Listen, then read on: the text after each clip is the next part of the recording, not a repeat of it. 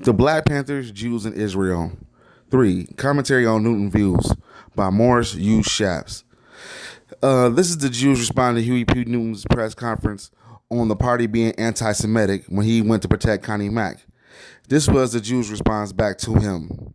This is part 3 of a 4-part series, The Black Panthers, Jews in Israel. So, enjoy. We welcome the assurance by Huey P. Newton, Minister of Defense of the Black Panther Party, therefore an authoritative spokesperson for it, that the Black Panther Party is not anti-Semitic. And as far as our official policy is concerned, we are not anti-Semitic. It has been suggested to us that Huey Newton had in mind the anti-Semitic article by Connie Matthews, international coordinator of the Black Panther Party. In the Black Panther, April 25th, 1970, when Newton spoke of some members of the party had made some statements in anger and declared these internal fights as a sign of danger and kept internal. Well, to express anti-Semitism and anger in an internal fight is a sign of danger. But this anti-Semitic article was published in the official organ, the Black Panther, and was signed by Matthews with the official title of the International Coordinator. Without explicit public repudiation of this anti-Semitism, with a clear statement of why Matthews' articles is anti-Semitic and of what harm it does to the Black Panther Party and the Black people movement, how are the readers of the Black Panther to learn to combat anti-Semitism when they meet it again, as they did, for example, in the Black Panther of May 19 and June 13, 1970? To fail to do so for any reason is to play in the hands of reactionary and weaken the ties with the whites, including Jewish supporters, friends, and allies. We trust that Huey Newton will implement his declaration that his party is not anti-Semitic by the public activity against anti-Semitism wherever he finds it, as part of the continuing struggle against reactionary ideology of all sorts. And anti-Semitism, like white racism, is part of a reactionary ideology. As for Huey Newton's remarks on Israel, we recognize them in the familiar tangle of charges, claims, and disposal that aim at destruction of the state of Israel within the framework of this brief commentary. We can touch only on a few of the main issues opened by Huey Newton. First, Mr. Newton is wrong in his flat statement. Israel was created by Western imperialism. The forces that created the state of Israel, in addition to those of the Zionists and even more numerous non-Zionist Jewish refugees from Hitlerism, were decisive and anti-imperialist, democratic, and socialist forces expressing themselves in the United Nations. It was the Soviet Union and other socialist states that defeated the maneuvers of the U.S. and British imperialism in the Middle East by mobilizing moral, political, and finally weaponry support for the UN resolution of November 29, 1947. Representing the anti-imperialists in the anti-Zionist Soviet Union, Andrei Gitmo made an address in the UN General Assembly May 14, 1947, full print reprinted in our May 1967 issue. It marked a turning point in this anti-imperialist struggle, explaining with profound understanding and even compassion the aspirations for the Jews of the creation of a state of their own. Gitmo declared that we must bear in mind the incontestable fact that the population of Palestine consists of two people, Arabs and Jews, and each of these historical roots in Palestine. Neither history nor condition which have arisen in Palestine can now justify the unilateral solution to the Palestinian problem, either in favor of the creation of an independent Arab state and ignoring the rightful laws of the Jewish people, or in favor of an independent Jewish state and knowing the lawful rights of the Arab population. For these reasons, Gitmo produced the creation of a dual democratic Arab-Jewish state. But to add in the same speech, if the state runs out and not to be applicable now, in 1947, there should be a division of Palestine into two independent separate states, one Jewish, one Arab. The UN resolution of November 29, 1947 expressed this anti-imperialist, socialist, democratic, humanistic political wisdom, despite everything the imperialist camp do to thwart the carrying out of the resolution. The imperialist camp did succeed in preventing the establishment of a Palestinian Arab state envisioned in the UN proposal. It was puppets of the British imperialism who ruled an Arab state that invaded Palestine in violation of the UN resolution. It was British imperialism that provided the arms for the invasion, while the U.S. imperialism put down an embargo on arms to Israel. It was the socialist states that provided the arms to the Jews of Israel to protect and consolidate their state. At the same time, the international anti-imperialist movement, with all socialist states and communist parties, supported the creation and defense of the state of Israel.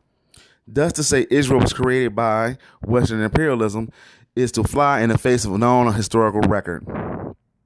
Now, this state of Israel has many features. Its government has many policies in which we disagree with about, and we have not to hesitate to express our criticism. But Israel's right to exist is inalienable. To call for the destruction of the state is an imperialist tactic and smack of genocide, not revolutionary democracy. Nowhere has revolutionaries called for the destruction even of the imperialist states. The Algerian Liberation Front never called for the destruction of the state of France. The Vietnam Liberation Front doesn't call for the destruction of the United States as a state, nor do liberation fronts fighting against Portugal, Spain, West Germany, Great Britain, and other imperialist states call for their destructions. Therefore, we deny the revolutionary character of those who in any way call for the destruction of the state of Israel. We, however, see Huey Newton's call that Israel be transformed to a secular people state instead of a religious state as one such call somewhat disguised. For its offhand form to express the Al-Fatah program, this program mistakenly aims at the destruction of the state of Israel and is blatantly clear in the Black Panther, November 7, 1970, which devotes a two-page spread to the Al-Fatah statement towards a democratic state in Palestine. We are told this statement was drafted at the Second World Conference on Palestine and sponsored by a coalition of groups held in Yemen, Jordan, September 2nd through the 6th, 1969. The new statement repeats the 1968 Al-Fatah Declaration. We are fighting to create a new Palestinian of tomorrow of aggressive, democratic, non-sectarian Palestinian in which Christians, Muslims, and Jews will worship and live peacefully and enjoy equal rights.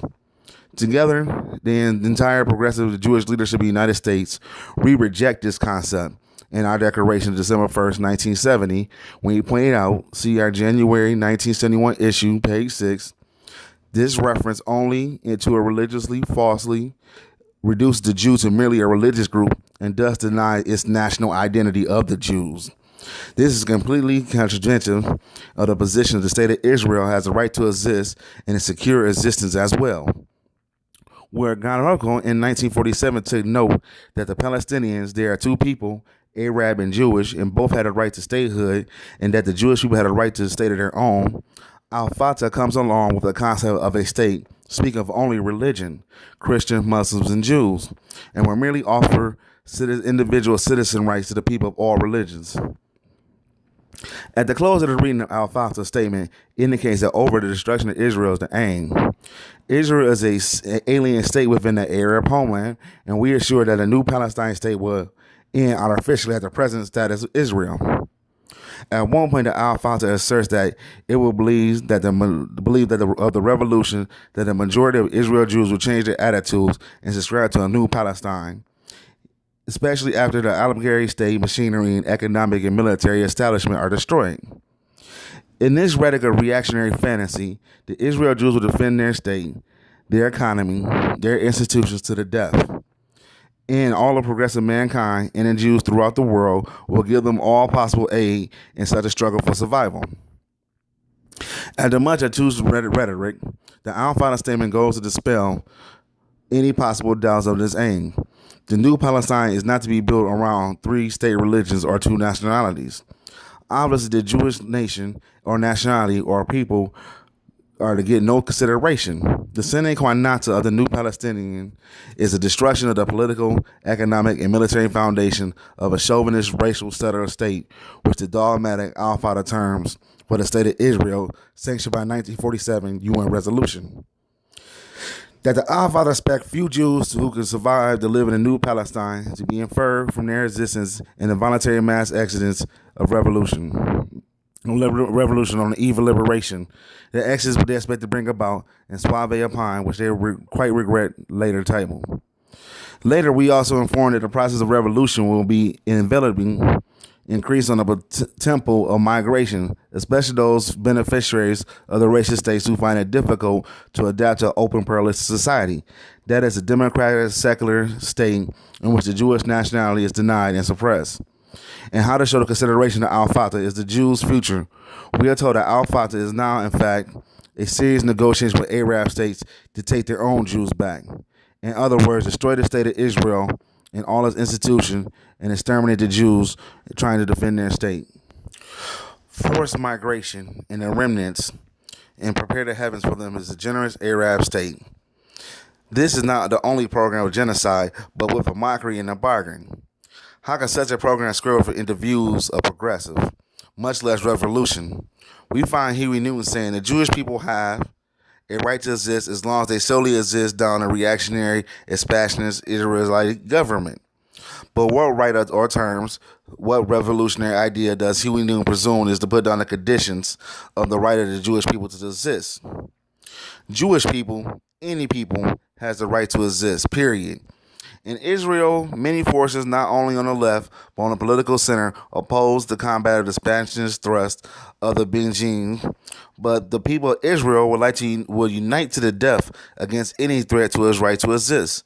Similarly, outside of Israel, progressive Jews oppose expansionist policies in Israel, but the Jewish people will unite to defend its right to exist. Huey P. Newton puts it in this well, where he writes, "Chiefly we are interested in the survival of our people, but not at the expense of other people. We agree fully. We too are interested in the survival of the Jewish people and the state of Israel, but not at the expense of other people. As progressive Jews, we have the right to support Palestinian Arabs to the self-determination, to include a state of their own, but not at the expense of the state of Israel. As internationalists, we support universally Israel's right to exist and Palestinian Arab right to self-determination. We invite Huey Newton to consider this as his program. Then we can discuss how peace in the Middle East can be achieved with freedom, equality, and the guaranteed rights in the states of both people. We offer this view the basic propositions in December 1st Declaration of the Progressive Jewish Leaders, which center on a UN Council resolution of November 22nd, 1967 as a package. But Huey and the Black Panthers are beleaguered, harassed, and persecuted at every level of government in our country. Newton is fighting back as well as talking. In his fighting back, we have all along supported the full civil liberties of Black Panthers, as we have fought during all the 25 years of our publication for full civil rights, and meaningful equality for Black people in the Black People Movement. Rabbi Robert E. Goldberg in our November 1970 issue, and Rabbi Albert S. Oxrod in our January 1971 issue have their ways to express our views that it's the duty of progressive Jews to defend the rights of the Black Panthers. This is an unconditional duty, but it's certainly harder to carry out this duty when the Panther publications convey and stir anti-Semitism, and when the Panther position on Israel allies is those who call for its destruction. These positions are serial obstacles and marshaling Jewish support for Black Panther rights and affect negatively even the Jewish people's support for the Black People Movement as a whole. Only the Panther leadership can remove these obstacles." Signed, Morris Schappes. That's from the Jewish Current magazine. I'm gonna put the references down there. There's a lot of things we're gonna say about this. I gotta say, this is the last time they kind of corresponded I found thus far through my research. But it was something very important to come out there, especially during the week, saying that, we gotta Spike Lee told us we gotta respect our white allies. But our white allies have boundaries for themselves. They're allies. You know what I'm saying? You're not going to talk, to the Jewish people, you're not going to talk the destruction of their homeland or whatever they consider their homeland or their state. That's where they draw the line. They drop the sword. You know what I'm saying? So that was from Morris Schappes, who was a very important guy back in the day. And you know what I'm saying? So there's a lot of stuff we can learn from this. One thing I hate how, when it came for Jewish people, it was nationalism, this, and the state of Israel. But when it came to Black people, I repeat that, in this fight back war, we have supported all along the full civil liberties for the Black Panthers, who have fought all the 25 years of our publication for full civil rights and the meaningful equality for Black people in the movement. It just showed me that, that they got a nation, but they kept us down on a level of civil rights and, trying to conform or integrate to something else, something they refuse to do their damn self. So we got to look at that. You know what I'm saying? We really got to look deep into that. Your ally refuse to integrate their goddamn self. They don't keep their state, but they want you to integrate. So we gotta think about that on a deep type level type stuff. Hey, subscribe to the channel. You know what I'm saying? Much love. There's gonna be a part 4 of this, a commentary, and I'm done with this series. Hopefully y'all enjoyed it as much as I have and learned a lot. Peace and have a wonderful day, y'all.